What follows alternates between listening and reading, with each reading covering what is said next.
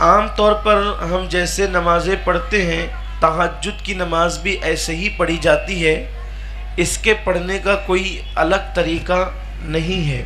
تو چاہے 10 منٹ کے بعد ہی اس کی آنکھ کھل جائے تو تہجد کا وقت تو شروع ہو جاتا ہے۔ یہ جو عوام میں مشہور ہے کہ رات کے 12 کے بعد تہجد کا وقت شروع ہوتا ہے، یہ غلط ہے۔ بلکہ آپ نے عشاء کی نماز اگر 8 بجے پڑھی، اگر ٹائم شروع ہو گیا تھا 8 بجے پڑھ لی، پھر آپ سو گئے اور 8:30 بجے ہی آپ کی آنکھ کھل گئی، تو بھی اب آپ تہجد پڑھ سکتے ہیں، لیکن اس کا افضل ترین وقت رات کا آخری پہر ہے۔ رات کا آخری پہر اس کا افضل ترین وقت اس لیے ہے کہ حدیث پاک میں آیا ہے کہ اللہ کے حبیب مصطفیٰ کریم صلی اللہ علیہ وسلم فرماتے ہیں کہ رات کے آخری پہر میں ہر شب یعنی ہر رات اللہ اپنی شان کے مطابق پہلے آسمان پر نزول اجلال فرماتا ہے، اور وہ اپنے بندوں سے فرماتا ہے میرے بندوں میری بندیوں مانگو کیا مانگنا ہے۔ تو اس وقت تہجد کا اور دعاؤں کا افضل ترین وقت ہے، اس لیے بزرگوں سے یہی ثابت ہے کہ وہ رات کے آخری پہر میں تہجد کی نماز پڑھا کرتے تھے۔ لیکن اگر کوئی پہلے پہر میں بھی پڑھ لے تو تہجد ادا ہوگی، ثواب ملے گا، اس کے لیے سونا شرط ہے، اور نہیں سو سکتے تو کم سے کم اونگ لینا کہ تھوڑی سی غفلت طاری ہو جائے، اس کے بارے میں حکم فرمایا گیا ہے۔ اور دوسری بات، تہجد کو رات کے آخری پہر میں پڑھنے کی حکمتیں یہ بھی ہے کہ آقا کریم صلی اللہ علیہ وسلم نے فرمایا جب سب سو جائیں اور تو نماز کے لیے اٹھے تو اللہ کو تیرا یہ عمل بہت زیادہ پسند ہے، ایسا کرنے والے کو اللہ قیامت کے دن حساب و کتاب کی تکلیف سے بچا لے گا، اور اللہ تعالیٰ اس کو مشک کے ٹیلے پر بٹھائے گا۔ جو بندہ اس وقت نماز پڑھتا تھا جب سب سوئے ہوتے تھے، اور اکثر رات کے آخری پہر میں سب سو جاتے ہیں، لوگوں کی اکثریت سو جاتی ہے، تو اس وقت نماز پڑھنے کا بہت اجر ہے اور اس کی بڑی برکتیں ہیں۔ بیٹھ کے بھی نشہ کرتے ہیں لوگ، تو قبرستان میں بیٹھ کے بھی نشہ کرتے ہیں۔ بزرگوں کے آستانوں کو بدنام کر رہے ہو، ولیوں کی قہر کی نظر اٹھے گی، کہیں کے نہیں رہو گے۔ ایک تو نشہ وہ بھی ولیوں کے آستانوں پر، ایک تو نشہ وہ بھی قبرستان میں بیٹھ کر گانجا اور چرس پیتے ہو، تمہیں شرم نہیں آتی؟ تمہارا کلیجہ کتنا مضبوط ہے، سوچو تو صحیح۔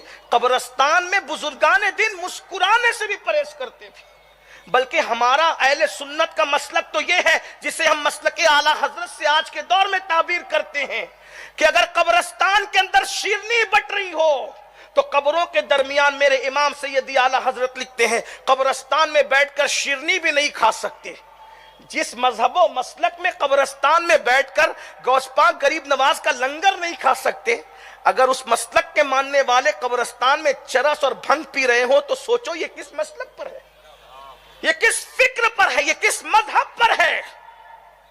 مرنا ہے مرنا، موت یاد کرو موت۔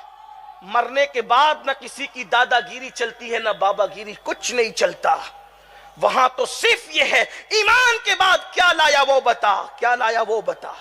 مرنے والا مرتا ہے تو انسان کہتا ہے کیا چھوڑ کے گیا، حدیث پاک کنز العمال شریف کی، جس کا مفہوم ہے مرنے والے کے بارے میں انسان کہتے کیا چھوڑ کے گیا، اور فرشتے کہتے کیا لے کر آیا، کیا لے۔ ہمارے مسلک اور مذہب کو ہم خود بدنام کر رہے ہیں، اور جو بد مذہب ہم سنیوں کو تانا دیتے ہیں کہ ان کے لوگ قبرستان میں نشہ کرتے ہیں، وہ ہمارے لوگ نہیں ہے۔ ہمارے مسلک میں تو قبرستان میں لنگر نہیں کھا سکتے، ہمارے یہاں قبرستان میں کھانے سے دل مردہ ہوتا ہے، نہیں کھاتے، ہمارے اجازت نہیں ہے۔ قبروں کے درمیان بیٹھ کے جو ہنسے، سرکار غریب نواز فرماتے ہیں اس سے منافقت کی بو آتی ہے جو قبروں کے پاس ہنستا ہے۔ لوگ ہمت کا علم نہیں ہے، جہالت کی وادیوں میں بھٹک رہے ہو، مذہب و مسلک سے ناشنا ہو، دین سے دور ہو چکے ہو۔ آؤ، دین ہمارا بڑا خوبصورت ہے۔ تو اب سن لے جلدی جلدی میں بات کو پھر، کہ سور اور بندر کی طرح چہرہ، آنکھوں سے خون اور پیپ کا بہنا، पूरे बदन पर सांप और बिच्छू चिपके हुए और मुंह से पाखाना निकल रहा है। ये है नशे की लानत, ये है नशे की नहूसत, ये है नशा करने का वबाल। अल्लाह अकबर। मैं तो दुआ करता हूं, अल्लाह तुझे तेरे महबूब की मासूमियत का वास्ता हमारी नस्लों में भी कोई नशा करने वाला पैदा न करना, हमारी नस्लों में कोई बेअदब पैदा न करना, हमारी नस्लों में कोई दीन का गद्दार पैदा न करना। दौलत मांगने वालों दौलत जरूर मांगो अल्लाह से, लेकिन अल्लाह से ये भी दुआ करो हम भी ईमान पे रहे, हमारी नस्लें भी ईमान पे रहे, हम भी दीन पे रहे, हमारी नस्लें भी दीन पे रहे। इसलिए कि मालदार बाप का औलाद होना, मालदार औलाद का बाप होना ये कोई फख्र की बात नहीं है, लेकिन ईमानदार औलाद का बाप होना ये बड़े फख्र की बात है। मुंह से पाखाना निकल रहा होगा क़यामत के दिन, पाखाने की उल्टी कर रहे होंगे और पाखाने की उल्टी होगी। और जिन जिन आलात से नशा करते थे, नशा, वो सारे आलात नशा करने वालों के गले में लटक। सल्लम ने जब मेराज की शब जन्नत की सैर की है तो आगे आगे किसी के कदमों की आहट महसूस हुई, तो सरकार ने पूछा जिब्रील ये किसकी कदमों की आहट है जो मेरे आगे आगे चल रहा है? आकाए करीम से जिब्रील ने अर्ज किया या रसूल अल्लाह वो आपका बिलाल जो गुलाम है ना उसके कदमों की आहट है। अल्लाह अकबर, अल्लाह अकबर। आका जब जमीन पे तशरीफ लाए तो फरमाया बिलाल बता आखिर तू कौन सा अमल करता है कि जिसकी वजह से जन्नत में मैंने अपने आगे तेरे कदमों की आहट सुनी है? तो हज़रत बिलाल अर्ज करते हैं या रसूल अल्लाह सल्लल्लाहु अलैहि वसल्लम जब मेरा वुजू टूट जाता है तो मैं वुजू करता हूं, और जब वुजू करता हूं तो अल्लाह जितनी तौफीक देता है फिर मैं तहियतुल वुजू के हवाले से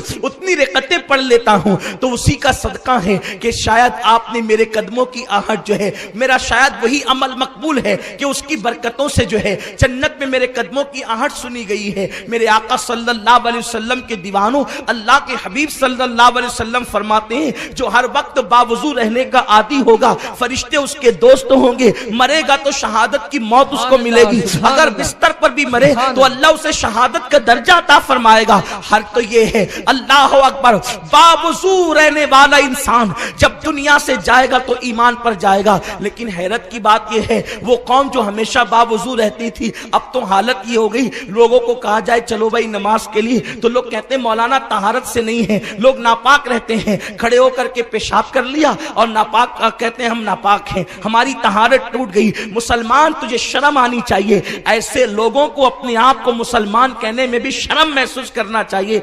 सोचो तो सही किस दीन के मानने वाले हो? अल्लाह के हबीब सल्लल्लाहु अलैहि वसल्लम फरमाते हैं सफाई तहारत आधा ईमान है।